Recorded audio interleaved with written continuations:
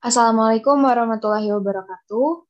Kami dari kelompok satu akan mempresentasikan hasil dari laporan praktikum manajemen usaha tani, yaitu analisis studi kasus Volkswagen Pecan Company. Eh, Sebelumnya, perkenalkan anggota kami ada Robiatul Al-Adawiyah, Raisya Amalia Zahra, Raihan Putra Dinar, Amanda Triwardani, Gaisa Safa Dwi Anjani, dan Safanatu Zahra Zainuri. Dengan asisten praktikum yaitu Kak Glory Napitupulu dan Alia Nuraini.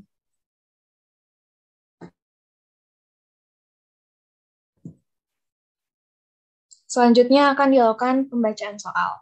Jadi, penanaman permanen adalah sektor unik dari suatu industri pertanian. Pohon kemiri dapat menghasilkan kemiri yang dapat dipanen selama lebih dari 80 tahun jika dikelola dengan benar. Ketika manajer kebun kemiri membuat keputusan, ada tambahan penting untuk memastikan bahwa mereka membuat keputusan yang benar. Desain kebun merupakan faktor yang penting untuk setiap tim yang akan menyelesaikan dan menyerahkan hanya satu salinan dari halaman-halaman ini.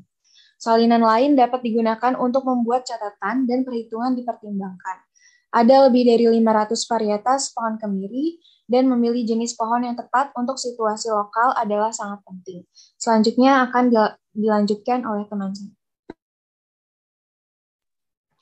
Pohon kemiri membutuhkan pengelolaan dan perawatan yang intensif agar pecan menjadi produktif secara maksimal. Mereka membutuhkan rencana kesuburan yang kuat yang mencakup nitrogen, fosfor, seng, dan mineral lainnya. Selain itu, kapur sering diperlukan untuk mengubah pH tanah untuk memastikan bahwa pohon dapat memanfaatkan nutrisi dalam tanah dengan sebaik-baiknya. Serangga dan jamur juga merupakan hama utama dalam operasi kemiri yang sering dikelola dengan aplikasi pestisida kimia. Selanjutnya bisa dijelaskan oleh rekan saya. Perusahaan kemiri Volkstad saat ini sedang dalam peninjauan dan keluarga sedang mempertimbangkan cara terbaik untuk memposisikan pertanian untuk masa depan. Dalam perencanaan mereka, keluarga telah mengidentifikasi beberapa bidang utama yang menarik bagi pertanian. Ini termasuk menghapus beberapa pohon dengan hasil lebih rendah dan menggantinya dengan kultivar yang lebih baru, menambahkan kemampuan pemrosesan tambahan ke pertanian mereka, dan menilai beberapa cara tambahan untuk memasarkan pecan mereka langsung ke konsumen. Selanjutnya akan dilanjutkan oleh teman saya.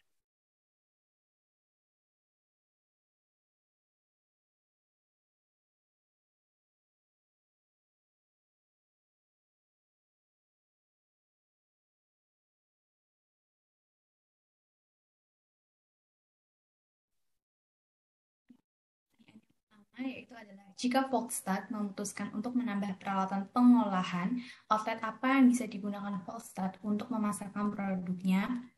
Nah, jika perusahaan Volkswagen ini memutuskan untuk menambahkan peralatan pengolahan, maka peralatan pengolahan tersebut dapat digunakan oleh outlet untuk memasarkan produk pertanian. Outlet yang dapat digunakan yaitu salah satunya pembukaan outlet yang menjual hasil pertanian organik di tengah kota. Pada zaman sekarang, masyarakat kota ini tertarik untuk hidup lebih sehat, yaitu salah satunya dengan mengonsumsi sayur dan buah-buahan organik. Selain itu, masyarakat di kota juga bersedia untuk membayar lebih untuk mendapatkan produk hasil pertanian organik. Pertanian organik juga dapat dibudidayakan di tengah kota dengan menggunakan berbagai peralatan yang modern serta model pembudidayaan yang kekinian seperti vertical farming ataupun indoor farming dan yang lainnya. Selanjutnya akan dilanjutkan oleh rekan saya.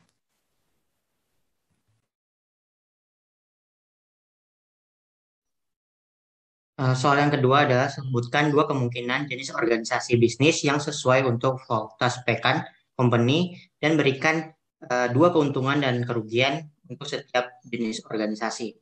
Nah, organisasi pertama yang memungkinkan dengan perusahaan Volkat ini yang pertama adalah perseroan terbatas atau PT.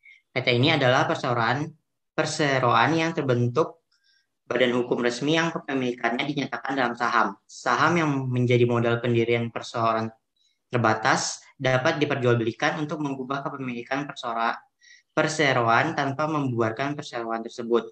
Nah, bentuk PT ini sering dipilih oleh para pelaku usaha, terutama perusahaan besar. Pasalnya, bentuk usaha ini memberikan kesempatan kepada masyarakat luas untuk menanamkan modalnya dalam usaha tersebut dengan cara membeli saham yang dikeluarkan perseroan.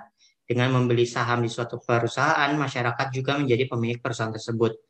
Selain itu, PT juga memiliki kelebihan lainnya, yaitu tanggung jawab pemegang saham terbatas kelangsungan hidup PT lebih terjamin dengan semakin berkembangnya usaha dan lain-lain.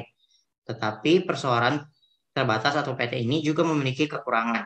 Yang harus diketahui yaitu pajak perusahaan akan menjadi lebih besar dan rahasia perusahaan kurang terjamin karena seluruh kegiatan perusahaan harus dilaporkan kepada pemilik modal atau saham. Nah, organisasi yang kedua adalah firma. Firma ini adalah bentuk kemitraan antara dua orang atau lebih untuk menjalankan suatu usaha di bawah nama yang digunakan bersama. Sebuah firma hukum terdiri dari setidaknya dua anggota, dan setiap anggota firma bertanggung jawab penuh atas usaha yang dibentuk. Dalam pendirian firma, anggota menyerahkan harta kekayaan pribadinya sesuai dengan ketentuan dalam nota pendirian firma.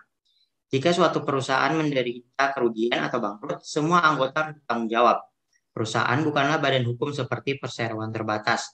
Perusahaan diatur sebagai badan ekonomi yang terikat dalam persekutuan, bukan sebagai badan hukum menurut pengertian undang-undang. Selain itu, perseroan tidak memenuhi persyaratan badan hukum lain, yaitu harta kekayaan yang terpisah dari harta kekayaan masing-masing pengelola. Selain itu, kelebihan yang dimiliki firma adalah prosedur pendiriannya yang mudah dan adanya pembagian kerja sehingga kemampuan manajemen firma lebih efektif dan efisien.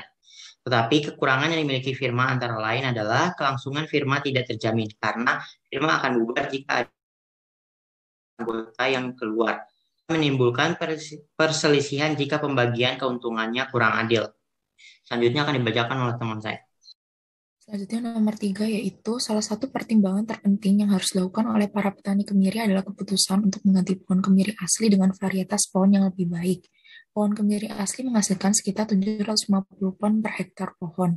Pohon kemiri yang varietas baru dapat menghasilkan sekitar 1.250 ton per akre. Pohon baru membutuhkan waktu 7 tahun untuk memulai memproduksi kemiri.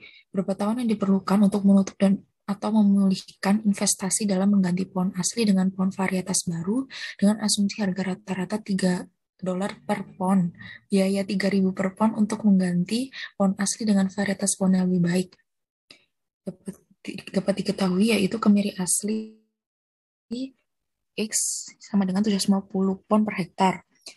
Kemiri varietas baru sama dengan 1.250 pon per hektar. Harga rata-ratanya $3 per pon. Biayanya $3.000 yang dimana tahun hingga panennya itu 7 tahun.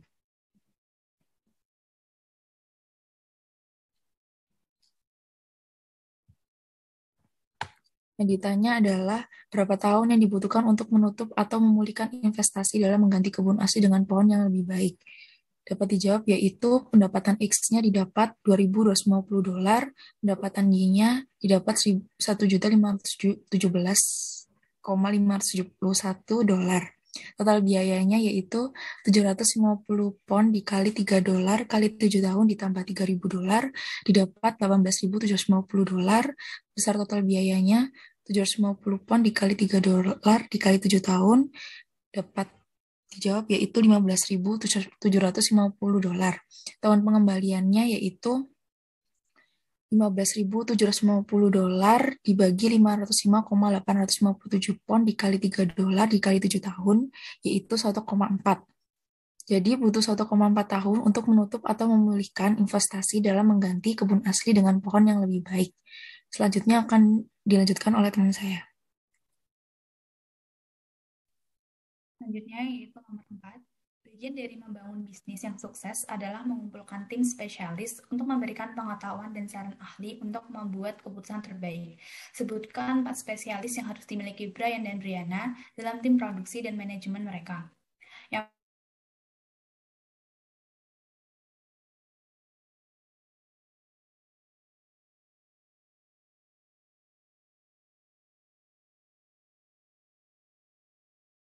yaitu spesialis nasional. Kemudian yang kedua yaitu adalah spesialis marketing. Spesialis marketing berperan dalam memasarkan hasil produksi kepada konsumen melalui digital maupun manual.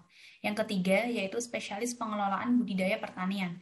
Nah, spesialis pengelolaan budidaya pertanian ini berperan dalam mengontrol dan memberikan rekomendasi terkait budidaya tanaman mulai dari bibit, pertumbuhan tanaman hingga panen. Dan yang keempat yaitu adalah spesialis pengoperasian mesin. Berperan untuk mengelola dan menjalankan mesin-mesin produksi yang digunakan untuk menghasilkan produksi yang berkualitas. Selanjutnya akan dilanjutkan oleh rekan saya. menjalankan operasi peternakan dan bersamaan dengan kebun kemiri, Foxten telah membaca tentang beberapa operasi pengembalaan ternak di kebun mereka. Ketika petani melakukan ini, rata-rata mereka kehilangan sekitar 50 pon hasil kemiri per akre. Selama 5 tahun terakhir, kemiri telah menghasilkan $3 per pon saat panen, dan anak sapi telah dijual seharga 1,50 per pon dolar selama periode yang sama. Tunjukkan pekerjaan Anda. Jadi, yang pertama, jika Volkstan tetap melakukan penggembalaan ini, berapa total kerugian produksi kemiri dan dalam pons? Jadi, lahan kemiri beririgasi 210 akre, maka 210 dikali 50 sama dengan 10.500 per pons. Dan pertanyaan kedua, berapa kerugian pendapatan dari operasi kemiri akibat penggembalaan ternak? Jadi, $3 dikali 10.500 sama dengan $31.500. Yang ketiga, berapa berat total yang harus dihasilkan dari ternak dibandingkan dengan hasil kemiri untuk mengimbangi kerugian operasi kemiri? Jadi, $31.500 per $1,50 menghasilkan 21.000 pons. Pertanyaan keempat, jika Volkstan dapat menggembalakan 1 ekor per hektar dalam area pohon kemiri, berapa pon yang harus diperoleh setiap ekor saat digembalakan? Jadi, jika kerugian kemiri sebesar 50 pon per hektar, maka setiap ekor sapi memperoleh 50 pons. Pertanyaan kelima, apa keuntungan menggembalakan sapi dibandingkan kemiri? Yang pertama, dengan konsumsi makanan yang meningkat, maka permintaan akan makanan tinggi. Daging sapi merupakan produk olahan makanan yang permintaannya akan ikut meningkat bersamaan dengan permintaan pasar pada makanan. Yang kedua, hewan seperti sapi lebih mudah beradaptasi dibandingkan kemiri sehingga perawatannya lebih mudah. Dan yang terakhir, hewan ini memakan gulma yang ada pada kemiri. Pertanyaan terakhir, apa kerugian mengembalakan sapi dibandingkan kemiri? Jadi yang pertama, modalnya terlalu besar, dan yang kedua, lahan ternak sapi harus luas.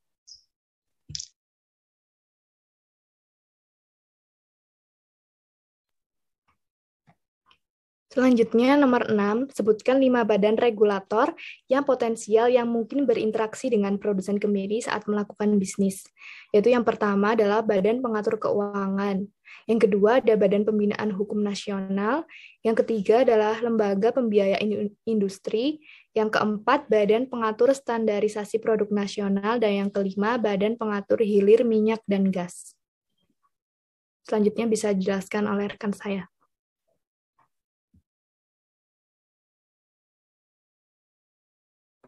Selanjutnya untuk soal nomor 7 sampai 13, ada tambahan soal sebagai berikut. Jika Volkstat ingin meningkatkan margin keuntungan mereka, perusahaan dapat menambahkan kemampuan pemrosesan untuk operasi mereka. Brian dan Brianna telah mempertimbangkan opsi ini beberapa kali di masa lalu. Saat ini, Volkstat memproyeksikan untuk menjual kemiri mereka seharga $3 per lb dan memproduksi 250.000 lbs kemiri yang tidak dikupas per tahun. Baru-baru ini mereka bertemu dengan pemberi pinjaman mereka dan memberi pinjaman itu setuju dengan gagasan untuk memproses lebih lanjut kemiri mereka di fasilitasi mereka sendiri.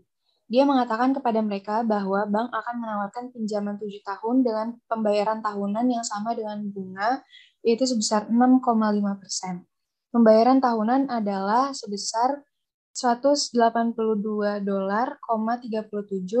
per $1.000 yang dipinjam. Dibutuhkan 2 pon kemiri yang tidak dikupas untuk menyamakan kuantitas dengan 1 pon kemiri yang dikupas. Pertanyaan nomor 7 yaitu, langkah awal dalam mengevaluasi perubahan dalam operasi dapat menentukan pendapatan yang diproyeksikan untuk perusahaan. Gunakan informasi di atas untuk menghitung pendapatan yang diproyeksikan. Lihat halaman R12 untuk menentukan pengeluaran.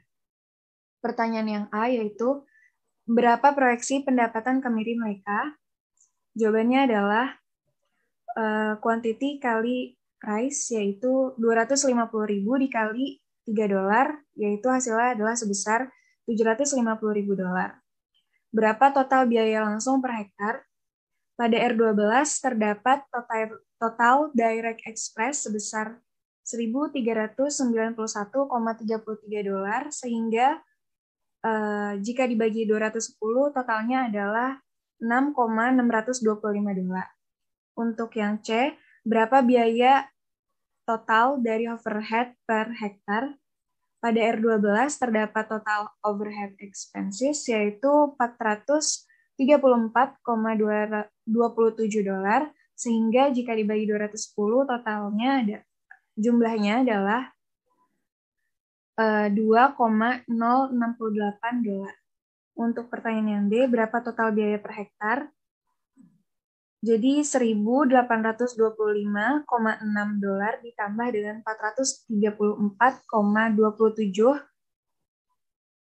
hasilnya adalah $1.825,6. Dan jika dibagi 210 yaitu adalah sebesar 8,69. Untuk pertanyaan yang E, berapa total biaya untuk perkebunan? Total biaya untuk kebun adalah sebesar $1.825,6. Pertanyaan yang F, what would be the net income for the orchard? Jawabannya adalah laba bersih, yaitu rumusnya laba kotor dikurangin dengan total expense. Jadi $3.352,38 dikurangin dengan $1.825,6 yang hasilnya yaitu sebesar $1.526,78. Selanjutnya akan dilanjutkan oleh rekan saya. Rian dan Briana berpikir jika mereka akan melakukan investasi dalam peralatan pemrosesan, mereka akan dapat menjual kacang pecahan kupas mereka seharga $10 per pound. Berapa pendapatan marginal per pound kacang pecahan kupas yang akan diterima pertanian jika mereka menambahkan kapasitas pemrosesan? Dibutuhkan 2 pound pecahan yang tidak dikupas sama dengan 1 pound pecahan yang tidak dikupas. Jadi 250.000 pound pecahan tidak dikupas menghasilkan $3 per pound, menghasilkan 125.000 pound pecahan kupas. Harga awalnya $3 per pound, pendapatan awal pecahan kupas 375.000 dan harga akhir $10 per pound. Pendapatan akhir pecahan kupas dihasilkan 125.000 dikali $10 menghasilkan 1.250.000. Jadi berapakah pendapatan marginalnya?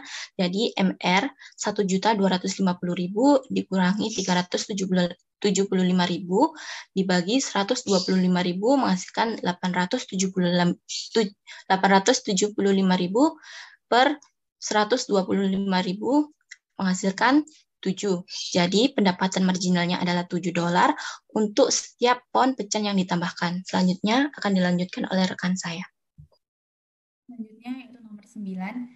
Mereka berpikir bahwa biaya variabel tambahan untuk operasi tenaga kerja dan operasi mesin akan menjadi $1,70 per pon kacang pecahan yang dikupas. Jika pertanian berjalan ke arah ini, Volkswagen percaya bahwa mereka harus mendapatkan tambahan $1,50 per pon kacang pecahan yang dikupas untuk resiko mereka dan menambah tenaga kerja di pihak mereka. Berapa banyak pendapatan marginal yang dapat disumbangkan untuk membayar biaya tetap? Diketahui bahwa biaya variabel tambahan yaitu 1,70 per pon kacang kupas, kemudian harga kemiri yaitu seharga $10, kemudian pendapatan yaitu didapatkan dari $10 dikalikan dengan 125.000 kacang kupas, yaitu menjadi $1.250. Kemudian tambahan kacang kupas yaitu sebanyak $1,50 pons kacang kupas. Kemudian yang ditanya yaitu adalah pendapatan marginal yang disumbangkan untuk biaya tetap.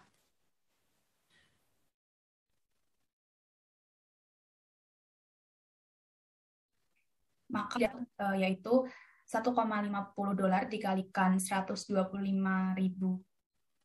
kacang kupas didapatkan $187.500,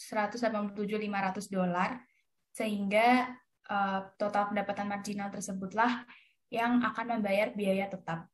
Selanjutnya akan dilanjutkan oleh rekan saya. Nomor 10 adalah berapa banyak uang tunai yang harus disumbangkan Volkat setiap tahun untuk biaya tetap.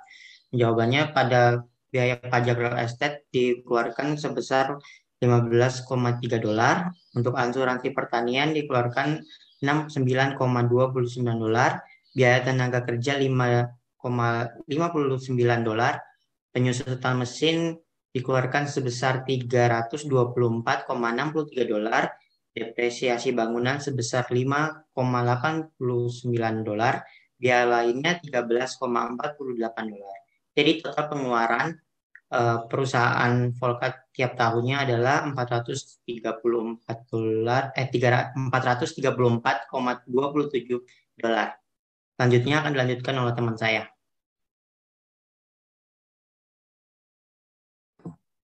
Selanjutnya nomor 11, berapa banyak utang yang dapat didukung oleh Volkstat dengan pendapatan ini? Jawabannya, utang yang harus dibayar oleh Volkstat yaitu kewajiban lancar, kewajiban antara, dan kewajiban jangka panjang. Besar hutang yang harus dibayar oleh Volkstat pada tahun 2017 yaitu sebesar $419.384 dan pada tahun 2018 yaitu sebesar $414.287. Selanjutnya akan dilanjutkan oleh rekan saya. Selanjutnya adalah nomor 12. Sebutkan 4 faktor risiko yang harus dipertimbangkan oleh Volkstat jika mereka melakukan ini. Yaitu yang pertama adalah risiko produksi. Kemungkinan kultivar baru yang bisa saja tidak tumbuh atau kultivar tidak bisa bersaing dengan pohon lain yang sudah tumbuh terlebih dahulu di lahan. Lalu yang kedua adalah risiko keuangan. Risiko ini berkaitan dengan keuangan seperti biaya produksi atau biaya pemasaran. Lalu yang ketiga adalah risiko pemasaran atau tidak efektivitasannya pemasaran yang dilakukan karena kurangnya pengamatan dan perencanaan yang matang. Dan bisa saja mengalami kerugian dikarenakan biaya pemasaran tidak memperoleh hasil yang ingin disampaikan. Lalu yang keempat adalah adanya risiko manusia, yaitu adanya kesalahan prosedur dan tidak kompeten atau kelalaian. Selanjutnya bisa dijelaskan oleh rekan saya. Yaitu nomor 13. Sebutkan 4 faktor penghargaan yang harus dipertimbangkan oleh Volkstat jika mereka melakukan ini. Yang pertama, yaitu konsistensi internal. Konsistensi internal merujuk pada pekerjaan dan tingkat keahlian karyawan dalam perusahaan yang kemudian dibandingkan dengan kontribusi mereka dalam mencapai tujuan perusahaan. Yang kedua, yaitu kompetisi eksternal. Kompetisi eksternal merupakan penetapan besarnya penghargaan di mana perusahaan memiliki keunggulan kompetitif dengan perusahaan lainnya, sehingga perusahaan dapat mempertahankan karyawan yang berkualitas untuk tetap bekerja di perusahaannya. Yang keempat, yaitu adalah administrasi. Administrasi merupakan faktor yang digunakan dalam menetapkan pemberian penghargaan berdasarkan perencanaan, anggaran yang tersedia, komunikasi, dan evaluasi. Yang keempat, yaitu adalah kontribusi karyawan. Kontribusi karyawan merupakan penetapan besarnya penghargaan yang merujuk pada kontribusi yang telah diberikan karyawan kepada perusahaan. Penghargaan tersebut dapat ditetapkan berdasarkan senioritas, prestasi kerja, panduan insentif, dan program yang ada dalam perusahaan. Selanjutnya akan dilanjutkan oleh rekan saya. Selanjutnya nomor 14 yaitu aspek penting dari manajemen adalah memastikan bahwa semua karyawan dan orang yang mengunjungi lokasi peternakan tetap aman. Sebutkan 5 bahaya keamanan yang harus dipertimbangkan oleh petani kacang pecan saat mengelola karyawan mereka. Bahaya keamanan yang perlu dipertimbangkan yaitu yang pertama, risiko kecelakaan kerja dan cedera fisik pada karyawan saat menanam ladang kemiri. Yang kedua, karyawan mungkin kelelahan karena jam kerja yang terlalu padat. Yang ketiga, karyawan bisa diracuni oleh bahan kimia beracun yang digunakan untuk merawat ladang kemiri. Yang keempat, karyawan tidak menerima upah sesuai dengan energi yang telah digunakan. Dan yang kelima adalah dapat ditimbulkan dari faktor proses, seperti proses ini mencakup dari proses perencanaan hingga proses pasca panen dan produksi kacang pecan. Selanjutnya bisa dijelaskan oleh rekan saya. 15. Sebutkan 6 kemungkinan bahaya produksi alami untuk operasi kacang pecan. Yang pertama, dapat mengganggu pernafasan akibat dari polusi asap mesin. Selanjutnya, dapat terjadi kecelakaan kerja karena penggunaan alat berat. Yang ketiga, dapat merusak pendengaran akibat dari suara mesin yang keras. Keempat, paparan dari bahan kimia yang digunakan dapat membuat pekerja terkena kanker. Selanjutnya, dapat terjangkit penyakit kulit akibat terkena bahan kimia. Dan yang terakhir, bahan baku produksi yang digunakan dapat bercampur dengan bahan kimia. Selanjutnya akan dilanjutkan oleh rekan saya. Nomor 16, sebutkan 6 kemungkinan bahaya produksi buatan manusia terhadap operasi kacang pecan. Jawabannya, yang pertama yaitu bahaya kurangnya penguasaan sistem manajemen yang efektif. Yang kedua, bahaya kurangnya edukasi mengenai pemakaian teknologi pada karyawan. Yang ketiga, yaitu bahaya kecelakaan kerja pada karyawan. Yang keempat, bahaya penurunan ekstensifikasi yang bisa menurunkan kualitas dan kuantitas produksi karena tidak adanya pergantian mesin-mesin lama ke yang lebih mutakhir dan penurunan tenaga kerja. Nomor 5, bahaya dalam cara kerja yang menimbulkan cedera karena tidak menggunakan alat pelindung. Dan yang terakhir, bahaya pada bangunan, instalasi yang tidak memenuhi persyaratan. Selanjutnya akan dilanjutkan oleh rekan saya. Baik, nomor 17.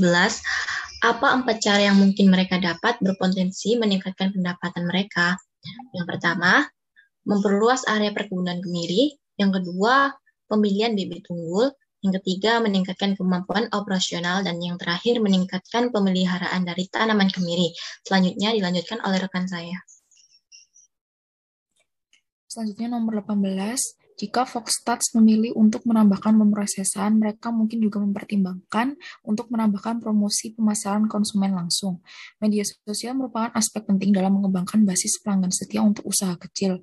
Sebutkan 2 platform media sosial dan mengapa mereka efektif. 2 platform media sosial yang dapat digunakan dengan efektif untuk kegiatan promosi pemasaran yaitu Facebook dan Instagram. Hal itu dikarenakan kedua platform merupakan media yang paling banyak digunakan orang untuk berbagi foto atau video, mengirim pesan, dan berjualan. Selain itu, kedua platform tersebut memiliki fitur pasar online sehingga orang bisa langsung melihat barang-barang yang dipost pada laman akun perusahaan. Fitur-fitur yang banyak dan kemudian akses oleh orang banyak akan meningkatkan pemasaran perusahaan. Calon konsumen dan konsumen setia juga dapat melihat informasi lengkap lewat gadget mereka sehingga memudahkan dalam mendapatkan informasi dan transaksi. Untuk selanjutnya bisa dijelaskan oleh rekan saya. Pertanyaan ke-19, jika mereka memilih untuk menggunakan media sosial untuk mempromosikan merek mereka, apa 2 atribut utama bisnis mereka yang dapat mereka tekankan dalam pesan media sosial mereka? Yang pertama adalah brand image. Brand image atau citra merek merupakan suatu pandangan konsumen terhadap sebuah merek pada suatu produk yang didapatkan konsumen dari hasil penggunaan produk tersebut. Citra merek dapat membuat pandangan positif dan kepercayaan konsumen terhadap produk atau jasa meningkat, sehingga dapat memperkuat loyalitas merek.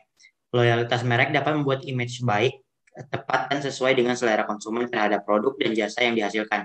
Jadi dengan memperhatikan brand image suatu merek akan berpengaruh pada keputusan konsumen dalam membeli produk tersebut. Selanjutnya keunggulan produk. Dengan menjelaskan keunggulan produk yang perusahaan miliki dibandingkan dengan produk pesaing dapat membuat konsumen lebih tertarik memilih produk yang dihasilkan Foxstats. Yang selanjutnya akan dilanjutkan oleh rekan saya. Selanjutnya adalah nomor 20. Jika Anda berada di tempat Foxstats, apa yang akan Anda lakukan untuk memperluas atau meningkatkan operasi ke depan? Yaitu yang pertama adalah meningkatkan pemasaran untuk memperluas jaringan distribusi di pasar internasional dengan promosi yang gencar melalui sosial media.